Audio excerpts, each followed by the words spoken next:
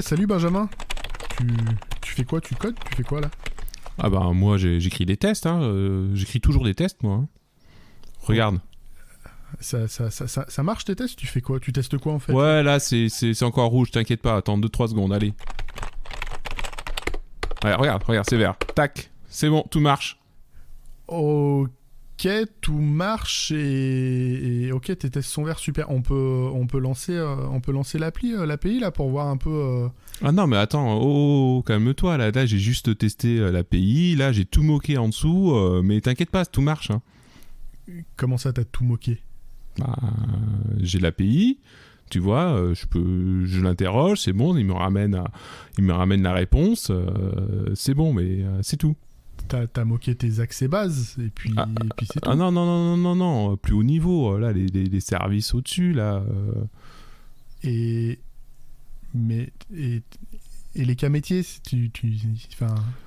Non, j'ai coupé ça en 3 parties. Du coup, ça s'appelle les 3 parties. Et puis c'est bon, quoi. Mais en fait, t'as rien fait. Je comprends pas. Attends, calme-toi, là. À un moment donné, t'inquiète pas, je traiterai ton business, là, ta règle métier, et c'est bon, quoi. Oui, bah justement, le métier, t'auras peut-être dû commencer par ça. Prendre toutes les petites règles et puis mettre ça dans des fonctions et puis tester toutes tes fonctions comme ça. Ça aurait peut-être été mieux de commencer par là, non? Tu veux rire ou quoi, là? Non, mais y a beaucoup trop de règles métiers, faudrait cadrer ça un peu plus dans des briques, quoi. Tu comprends, non? Oui, je comprends bien, mais à un moment, moi, je préfère qu'on code des petits trucs et puis à la limite, on voit après pour mettre ça dans des briques qui va bien. Ouais, on dit toujours après et en fait, au final, on fait rien. Après, ça devient une super grosse brique et puis il y a plus personne qui est là pour maintenir le truc, quoi. Oui, mais en attendant, au moins, si t'avais passé du temps là-dessus, t'aurais quelque chose. Là, c'est bien joli, mais t'as rien. Ouais, mais bon, t'inquiète pas, ça va arriver, quoi. Là, le temps de mettre les trucs en place et c'est bon, quoi. Alors, visiblement, il y a besoin que je te réexplique le principe de TDD. C'est que t'écris un test, un petit test unitaire, tout simple. Ensuite, t'écris l'implème. Et puis après, tu fais ton refacto, ton machin. Mais surtout, t'écris des petits trucs d'abord. Tu commences pas par, je sais pas, des gros trucs. Je sais pas où t'es allé, là. Ah non, mais regarde, c'est bon, là. J'ai fait mes tests. C'est vert. J'ai la règle 1, 2, 3. Ça passe par les 3 briques, là. Et c'est bon, ça fonctionne. Je peux te montrer, là. Tes 3 briques, tes 3 règles. T'as pas l'impression que t'en as oublié encore une, là, avec ton histoire? Ben, laquelle? Ben, celle que PO a définie dans le ticket que tu devrais rouvrir parce que manifestement t'as oublié un truc. Autant tu veux rire ou quoi? Regarde, tac, regarde. 1, 2, 3 et... Ah merde.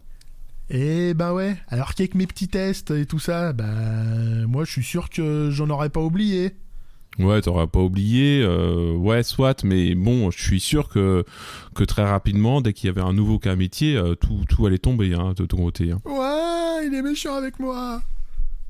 Il était pas mal ce sketch, Benjamin, ça sentait presque le vécu, j'ai l'impression de différence de vision entre deux devs sur une même équipe.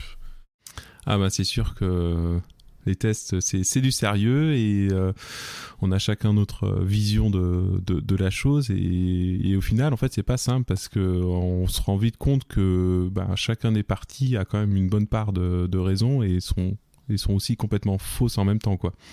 Bah, c'est vrai que là, nos deux personnages, je pense qu'ils avaient surtout bien tort tous les deux dans leur approche. Ils avaient des approches super...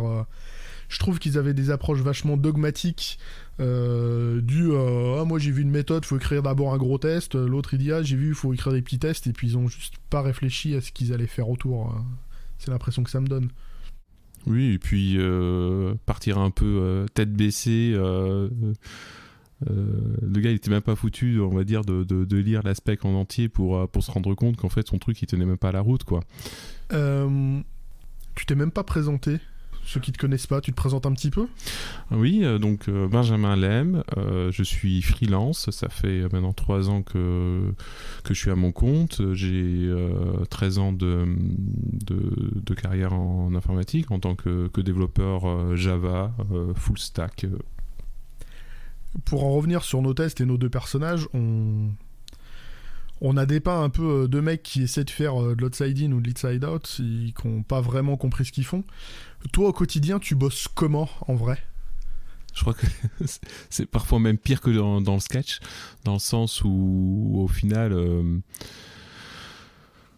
c'est souvent le client qui a déjà, on va dire, déjà une application qui est en place, et du coup la plus grosse difficulté au final c'est prendre justement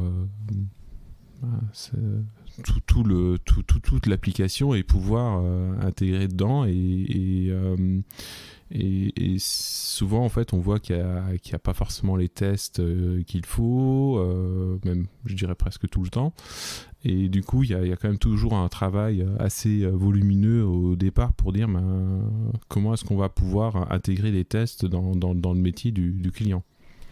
Ce que tu es en train de dire en fait, c'est que limite l'approche, le fait de faire du TDD, de choisir de l'outside in, de l'inside out, limite on s'en fout quand on arrive sur l'existant. Le premier gros mur, c'est juste d'arriver à poser des tests, à faire évoluer la culture de l'équipe pour les inviter à se mettre à faire un peu de testing au moins, et puis rendre, j'imagine, la base de code testable, puisque souvent c'est pas le cas. Par expérience aussi, je sais que en général mettre des tests c'est une dure lutte dès le départ. Et quand tu récupères une appli comme ça qui a quasiment pas de tests, où tu commences à en mettre, ta politique de testing, c'est quoi ? Tu essaies de tout mettre en test automatisé ? Tu gardes des choses en manuel ? C'est quoi ton approche ? Après, je pense que ça peut dépendre pas mal de projets sur lesquels je suis passé, mais par exemple, un exemple plus récent où au final, au niveau test, il y avait vraiment strictement rien. C'est-à-dire que même en termes de tests manuels, il y avait rien. Et du coup, je pense qu'une approche, on va dire, la plus simple, c'est déjà, on va dire, de voir qu'est-ce qui est faisable déjà de test en bout en bout, ne serait-ce vérifier que toutes les briques communiquent entre elles, quoi. Quand tu parles de tests de bout en bout, tu parles de tests manuels ou d'automatisation, vraiment de tests bout en bout complet ? Alors pour moi, la différence, elle n'est pas forcément significative entre tests manuels et puis tests de bout en bout. Bon, bien sûr que souvent, on va beaucoup plus parler de tests automatisés quand on parle de tests de bout en bout, mais déjà, on va dire les tests manuels interrogent pas mal de briques et vérifient en même temps le résultat derrière. Donc pour moi, c'est assez similaire en soi.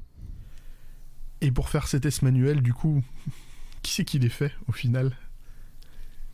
Souvent, c'est les équipes de recettes. Mais bon, là, je disais qu'il n'y avait pas de tests, donc en fait, c'était aux devs de faire les tests. Et effectivement, les devs aiment pas faire des tests à la main. Moi non plus, je déteste ça. Mais du coup, les devs, quand on leur demande de faire des tests, ils vont chercher à automatiser. Mais c'est pas gratuit de se mettre à automatiser des tests. Alors ça, c'est une très bonne question. Et justement, la mise en place des tests de bout en bout est super coûteux. Et effectivement, les développeurs préfèrent largement faire des tests unitaires, c'est-à-dire prendre des tout petites briques et essayer de mettre un peu de tests avant tout orienté métier. Il faut que ce soit orienté métier d'ailleurs.